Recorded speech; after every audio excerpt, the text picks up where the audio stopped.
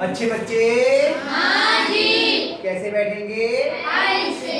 बेटा आज हम लोग अभ्यास 4A शुरू करेंगे, लेकिन इससे पहले कल हम लोगों ने समीकरण क्या होती है और सर्वसमीका क्या होती है इसका अंतर सीखा। क्या अंतर था कि जो व्यंजक चर के किसी भी मान के लिए सही होते हैं उन्हें हम सर्वसमीका कहते हैं। हाँ बेटा, हाँ जी। और जिनमें हमें चर के कोई सीमित मान के लिए, एक मान के लिए, दो मान के लिए, तीन मान के लिए सही होता है उसे हम समीकरण कहते हैं। कल हम उदाहरणों से ये चीज समझ ली। हमने कक्षा 7 में भी सर्वसमीकाएं पढ़ी थी और हम कक्षा 8 में भी सर्वसमीकाएं पढ़ रहे हैं। तो एक बार हम उन सर्वसमीकाओं को एक बार देख लें जो हमने कक्षा 7 में पढ़ी थी, ताकि हमें याद आ जाए। हमारी सर्वसमीका थी पहली, a धन b पे घात 2 गुण 1।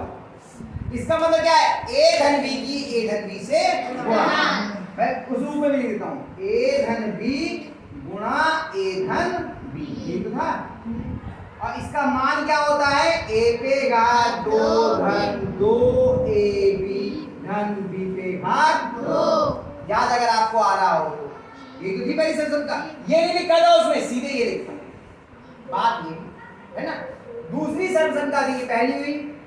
दूसरी सर्वसमीका थी आपकी a ऋण b पे घात 2। इसका मतलब क्या हुआ? a ऋण b गुणा a ऋण b।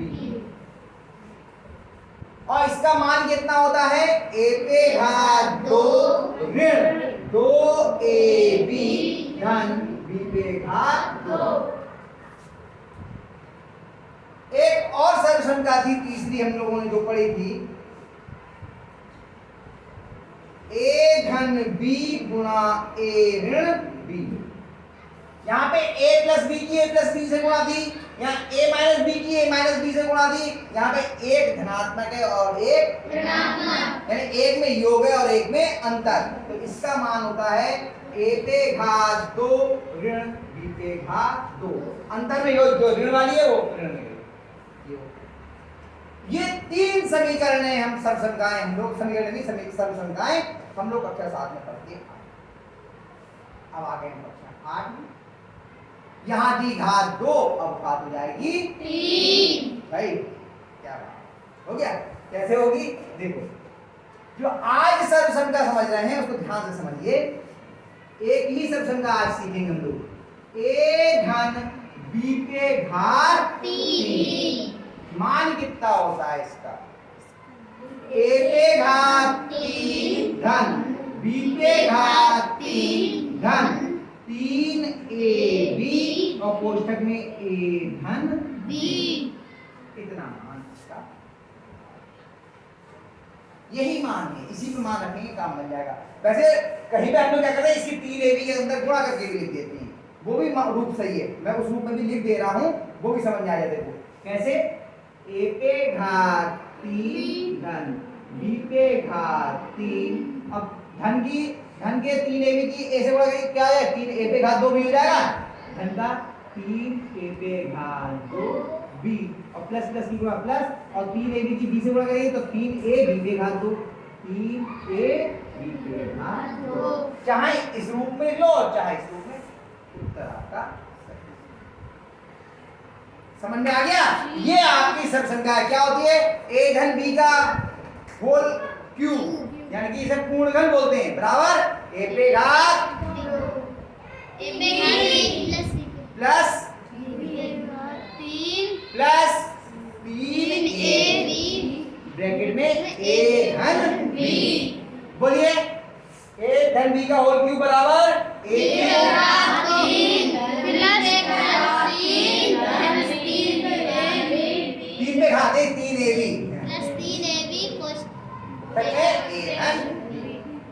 अब कैसे हल करेंगे? दो सर्वसमीकाओं का हल करना आपको आता है, कक्षा 7 से सीखा हुआ है। मैं एक सवाल आपको करवाता हूं। पहला सवाल, यहां से हम अभ्यास शुरू करते हैं। सुबह सवेरे लेके तेरा करते हैं हम शुरू आज का, करते हैं। चलो क्या है सवाल बोलो? कोष्ठक में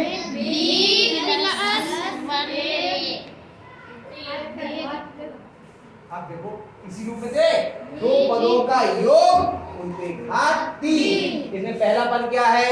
दूसरा पद क्या है? तो हम लिखेंगे सर्व समिका। लिखते ना हमेशा सर्व समिका कौन सी लगेगी इसमें? ये तो लिखना है, ध्यान रखना हर बार में। सर्व समिका ए धन बी के घात 3 बराबर ए घात 3 प्लस बी के घात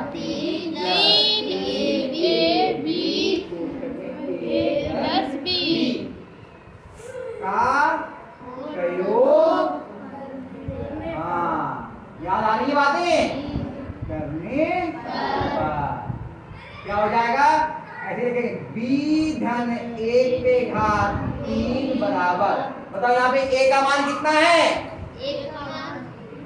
b और b का मान कितना है? a। तो a की जगह पे लिख देंगे b और b की जगह पे लिख देंगे a। यहाँ पे पहली संख्या का धन है ना, तो b पे घात 3 धन, हाँ 1 पे घात 3 धन 3 गुणा b गुणा a और कोष्ठक में b धन a। इतने में कोई समस्या हो तो बता दीजिए। कोई समस्या आ गई की बात समझ में? शिखा आ गई? अब b पे घात 3 का मान b पे घात 3 धन a पे घात 1 पे घात 3 का मतलब a पे कितनी भी घात हो मान कितना आता है? 1। कठिन नहीं है लेकिन सरल भी नहीं है। ये उन्हीं को सरल लगेगा जो क्लास में बैठ के समझ रहे हैं, अन्यथा नहीं आए। धन 3 एकम 3 भी और कोष्ठक में b धन 1। आपका उत्तर इतना भी हो सकता है और इसके अंदर गुणा करके भी उत्तर आ सकता है, तो हम गुणा करके भी लिख देते हैं। उत्तर किसी भी रूप में हो आपका सही हो जाएगा, गुणा भी कर लेते हैं अंदर। b पे घात 3 धन 1 और प्लस प्लस की गुणा प्लस कितना है? 3b की b से गुणा करेंगे कितना देगा? 3b होगा। एक घात और एक घात जोड़ी जाएगी, कितनी जाएगी? 3b पे घात 2 शाबाश।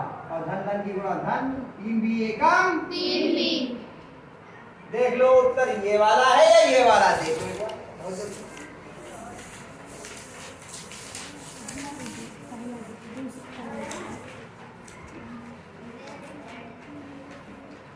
नीचे वाला या ऊपर वाला? नीचे वाला। नीचे वाला ये दिया उत्तर। नीचे वाला है। हमने इसी दोनों तरह से कर दिया, हमने यहाँ छोड़ा होगा तो ये उत्तर सही। एक एक नहीं है, ऐसा नहीं लगता। दिखाओ, ये लिखा लास्ट में एक। हाँ भाई ये जोड़ का एक शुरू में लिख दे या अंत में लिख दे, इससे कोई फर्क नहीं पड़ता। ये जो लिखा है ये मानक रूप में लिखा है। मानक रूप में हमेशा घातों के घटते हुए क्रम में लिखते हैं, हमने सर्व समिका के हिसाब से लिख के छोड़ दिया। मानक रूप में सबसे पहले 3 घात, फिर 2 घात, फिर 1 घात और फिर 0 घात। ये मानक है। दोनों बात सही, वैसे लिखा हो तो भी सही है, ऐसा लिखा हो तो भी। आगे समझ में? मैंने एक करवाया क्योंकि सर्व समिकाएं बहुत उतारनी है, इसका आगे की सवाल करेंगे, पहले इतना उतार लीजिए।